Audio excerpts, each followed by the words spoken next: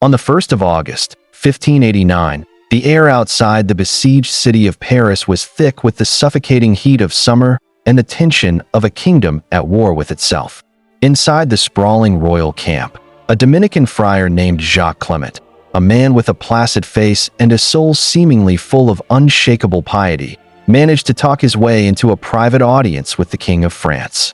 He claimed to hold a secret of monumental importance, a message that could decisively change the course of the war.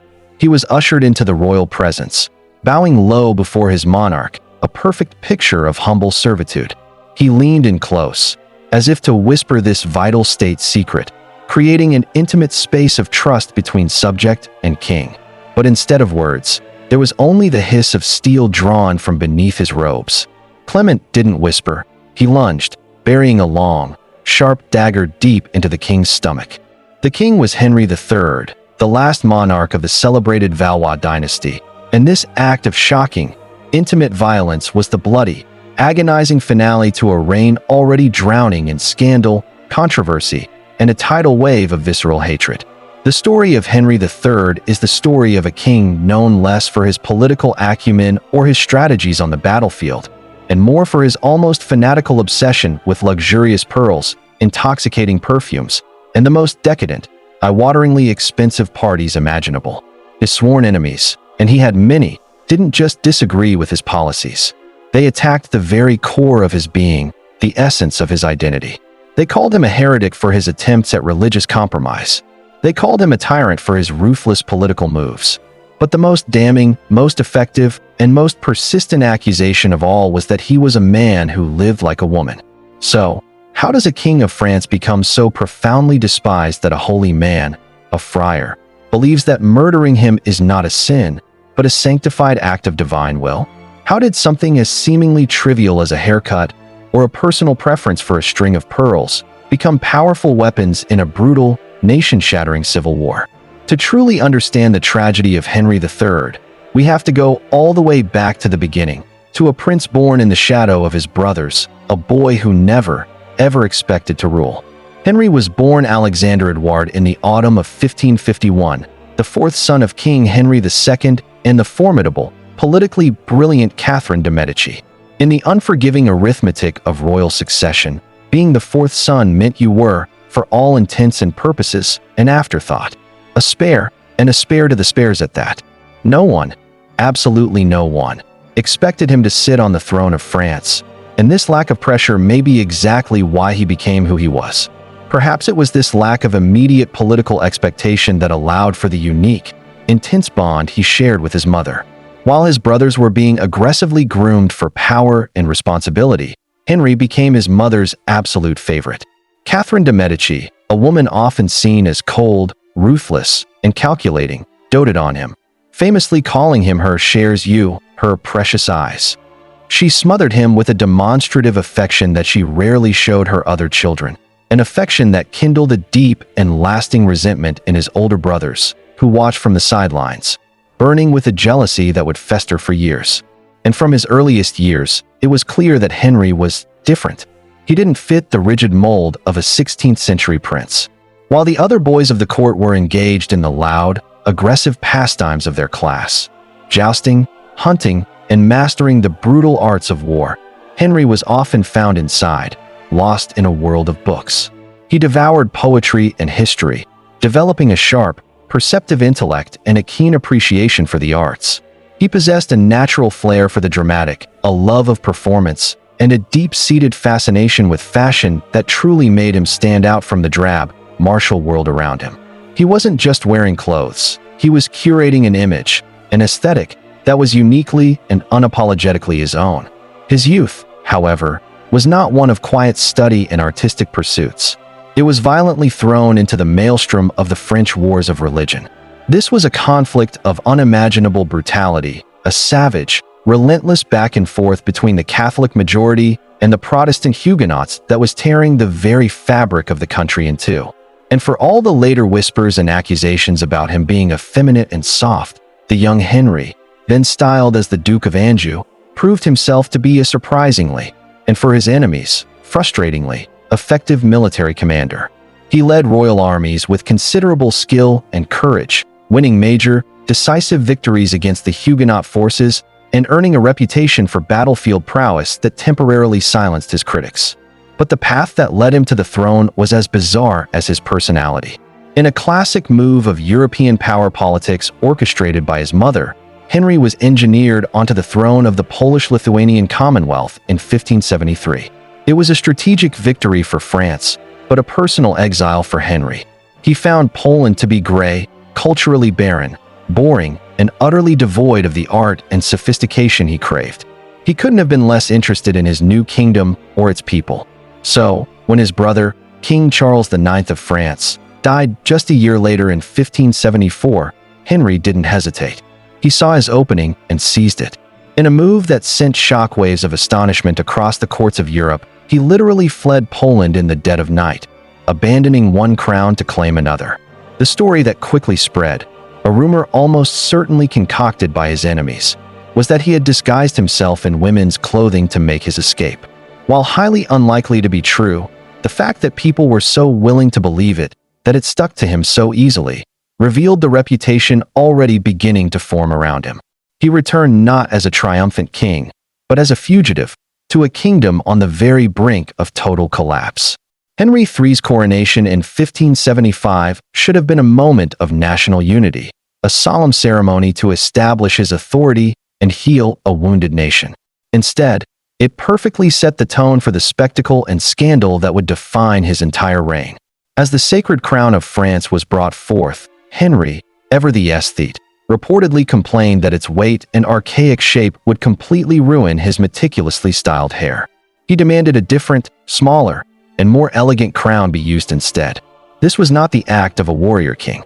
To the hardened French nobility, men who lived and died by the sword and saw crowns as symbols of divine might, this was a moment of deep, profound foreboding. He then proceeded with the ceremony, draped in a magnificent, pearl-studded robe that many observers noted looked more like an elegant gown than royal regalia. Half the nobility was scandalized, the other half was simply baffled. From the very first day, it was blindingly obvious that Henry's court was going to be unlike anything France had ever seen. He had inherited a kingdom fractured into three irreconcilable camps, a political minefield of ambition and religious zeal. There were the Protestant Huguenots, led by his charismatic and pragmatic cousin, Henry of Navarre. There was the fanatical Catholic League, a powerful and dangerously popular faction run by the ambitious and charming Henry I, Duke of Guise.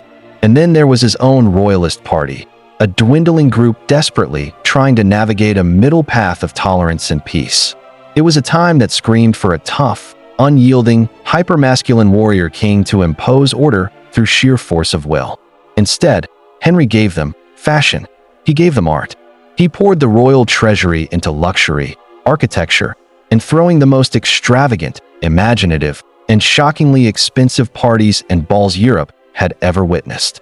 His court became a theater of style, a glittering island of aesthetics in a sea of blood, a place where appearances were valued above all else. But nothing, absolutely nothing, defined his court or damaged his reputation more than his inner circle of male favorites. This was a crew of handsome, dashing, and impeccably dressed young noblemen who were his constant companions. His enemies and the common people of Paris had a name for them: the Mignons, a term that dripped with contempt, translating roughly to darlings or dainties. Henry showered these young men with an unbelievable amount of money, prestigious titles, and a level of public affection that was seen as deeply, scandalously inappropriate. The famous Parisian diarist Pierre de Lestoil, who chronicled the era with a sharp and cynical eye, wrote with open disgust about the Mignons. He described how they wore their hair long, curled and recurled by artifice, with little bonnets of velvet on top of it like whores in the brothels. Their signature fashion statement was enormous, starched, ruffled collars, so large and elaborate that Lestoil quipped that their heads looked like that of St. John the Baptist on a platter. This wasn't just fashion, it was a political statement, a deliberate rejection of traditional martial masculinity. And Henry himself led the charge. Rumors flew that the king would show up at his own lavish parties, dressed as a woman, wearing a collar of pearls, deliberately adopting the fashions of the court ladies. For many, This was a shocking and profound betrayal of what a king was supposed to be. A king was the embodiment of the nation, a symbol of its strength and virility. He was meant to project raw, undeniable, masculine power. Henry seemed more interested in setting trends and exploring aesthetics. In the grim reality of a country soaked in blood, his court looked decadent, corrupt, dangerously soft, and fundamentally unserious. It was a carnival of excess at a time of national crisis, and his people were not amused. In the toxic, paranoid, and religiously charged atmosphere of 16th century France, Henry's unique personality and flamboyant style became the perfect weapon for his enemies to wield against him. Both the Protestant Huguenots and, more effectively, the ultra-Catholics of the Catholic League launched a ruthless and incredibly sophisticated propaganda war against the king. They used the most cutting-edge, disruptive technology of the day to do it, the printing press. Suddenly, vicious pamphlets, cheap woodcut illustrations, and crude, satirical drawings could be mass-produced and spread through Paris and beyond like wildfire, reaching into every tavern, marketplace, and church doorway. This was not mere schoolyard insults or courtly gossip. This was a calculated campaign of political assassination designed to utterly destroy his authority by questioning his very manhood, his morality, and his divine fitness to rule. The accusations were relentless and deeply personal, targeting his every perceived deviation from the norm. They accused him of being a sodomite, claiming he was engaged in sinful, unnatural acts with his beloved Mignons. This wasn't just a slur on his character. In a deeply religious society, it was an accusation that he was an enemy of God himself. They accused him of being a cross-dresser who secretly harbored the soul of a woman, a claim that directly undermined his authority to command armies and lead a patriarchal society. Some of the most extreme pamphlets went even further, calling him a hermaphrodite, a freak of nature, an unnatural being who defied God's creation. The goal of this propaganda was clear and brutally effective: to paint him as deviant, weak, and morally rotten to the core. A king who had abandoned the essential duties of his masculinity was, by definition, unfit to rule a Christian country. To this day, historians still debate the truth of these allegations and the nature of Henry's sexuality. The picture is incredibly complex and shrouded in the biases of the era. Some argue that it was all a masterful political smear campaign, pointing out that Henry had several mistresses and was, for a time, deeply in love with his wife. Others believe the reality was far more nuanced, that his intense, passionate, and emotionally open bonds with the Mignons suggest a life that simply didn't fit into the rigid categories of his era or ours. When one of his most beloved favorites, a young man named Quelus, was killed in a brutal duel, Henry's grief was said to be boundless and unconsolable. He wept openly, reportedly kissing his friend's lifeless face and snipping locks of his hair to keep as mementos. This was a public display of emotion considered shockingly unmanly for a king, further fueling the rumors. But in the political arena, the truth didn't matter in the slightest. It was the perception that did all the damage. The constant, unending stream of propaganda worked. By relentlessly painting him as effeminate, as less than a man, his enemies succeeded in convincing a huge and powerful segment of the French population that their king wasn't just a bad ruler, but a moral abomination in the eyes of God. And all this propaganda, this carefully orchestrated campaign of character assassination, it worked. It worked brilliantly. The foundation of Henry's authority, already shaken by years of war and political instability, began to crumble into dust. His legitimacy was bleeding out, one vicious pamphlet at a time. It certainly didn't help that he and his wife, Louise of Lorraine, whom he had married in 1575, remained childless. In the 16th century, a king's primary duty was to produce a male heir to continue the dynasty. His failure to do so was seen not merely as a personal tragedy, but as a public sign of divine disapproval, further proof, in the eyes of his enemies, of his supposed unnaturalness and impotence. With no son to succeed him, the House of Valois was dying out, and this looming succession crisis threw gasoline on the raging fire of the religious divide. According to the ancient laws of succession, the next man in line for the French throne was none other than the Protestant leader, Henry of Navarre, a possibility so horrifying to the Catholic League that they were willing to burn the kingdom down to prevent it. Into this power vacuum stepped the League's leader, the handsome, popular, and politically astute Duke of Guise. He carefully and masterfully styled himself as the very antithesis of Henry III. While the king was seen as effeminate, decadent, and religiously suspect, the Duke was the perfect image of a virile, masculine, and pious defender of the true Catholic faith. As Henry III's popularity plummeted, the Duke skyrocketed, especially in Paris, the seething heart of the Catholic League's power. It all came to a violent head in May of 1588, on a day that would go down in history as the Day of the Barricades. The people of Paris, whipped into a religious frenzy by the League's preachers and propagandists, rose up in open rebellion, not for their king, but for the Duke of Guise. They erected barricades in the streets, transforming the city into a fortress and declaring him their protector. Henry III, the rightful king of France, was forced to flee his own capital in a state of total and utter humiliation, a refugee from his own subjects. Backed into a corner, stripped of his capital and his authority, Henry made a final, ruthless decision. He decided to fight fire with fire, to embrace the tyranny of which they accused him. That December, he summoned the Duke of Guise and his brother, a powerful cardinal, to a meeting at the royal Château de Blois, pretending to seek reconciliation. It was a deadly trap. As the Duke entered the king's chambers, confident in his own power, he was ambushed by royal guards who stabbed him to death. His brother was arrested and murdered the next day. While this desperate act of violence successfully eliminated his most immediate rival, it was a political catastrophe. The assassinations were seen as an act of pure, unforgivable tyranny. Instead of making him stronger, it turned the vast majority of Catholic France murderously against him. The propaganda now had its ultimate proof. Henry wasn't just a deviant who dressed like a woman. He was a murderous, faithless tyrant who had spilled the blood of a Catholic hero. Okay, quick pause. If you're into this wild mix of political backstabbing, propaganda, and royal drama, do me a favor and hit that like button. It's the best way to tell YouTube you need more twisted history in your life.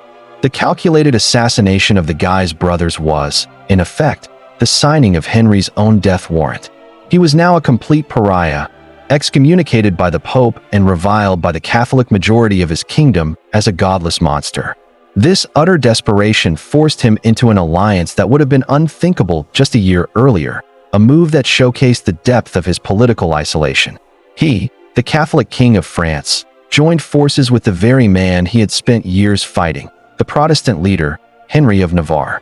The two Henrys, former enemies now bound by a common foe in the Catholic League, merged their armies and marched to the outskirts of Paris, preparing to lay siege to the fanatical city that had so thoroughly and violently rejected its king. It was there, in the royal camp at St. Cloud, that the long and vicious propaganda war reached its bloody and inevitable conclusion. The friar, Jacques Clement, was not some lone, crazed assassin acting on a random impulse. He was the living, breathing creation of years of relentless, dehumanizing messaging. He and other fanatics like him had been systematically convinced by the League's propaganda that the king was no longer a king, perhaps not even human. He was a monster, a tyrant, a demon in human form. They were told in sermons and pamphlets that killing him wasn't a sin, it was a sacred duty. It wasn't regicide, it was tyrannicide, a holy act that would save France from a satanic presence.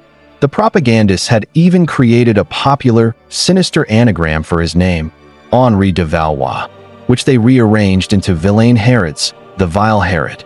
By turning him into a biblical villain, they made him a legitimate target for any pious Catholic with a knife.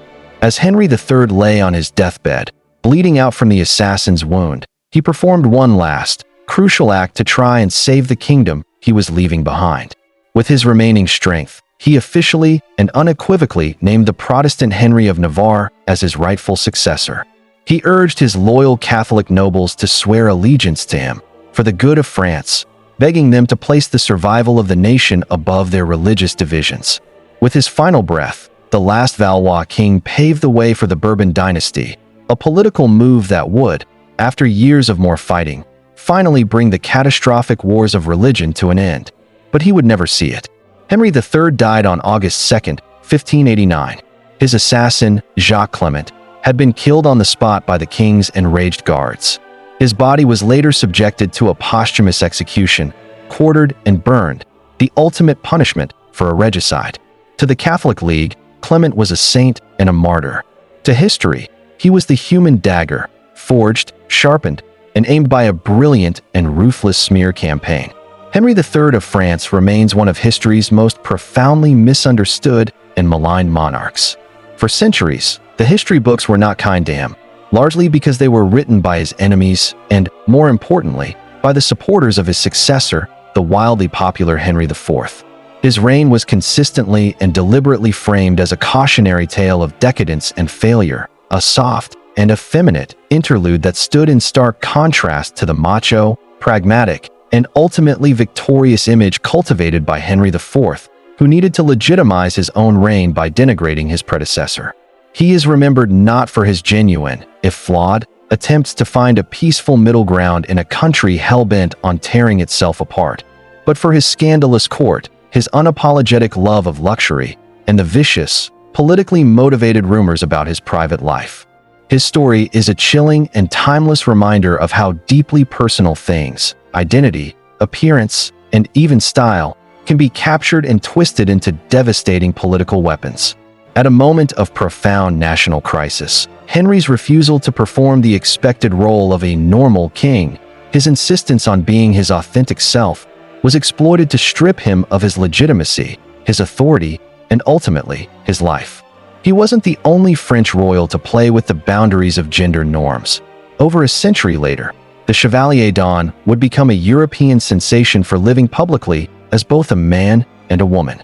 But Henry's story is a masterclass in how nonconformity, when mixed with political instability and religious fanaticism, can be reframed as deviance, and how that perceived deviance can be used to justify rebellion, hatred, and even regicide. So, what is your take on this complex and tragic figure? Was Henry III a tragic victim of a brilliant and ruthless smear campaign? A Renaissance man whose love for beauty was tragically misinterpreted as a fatal flaw in an age of iron and blood?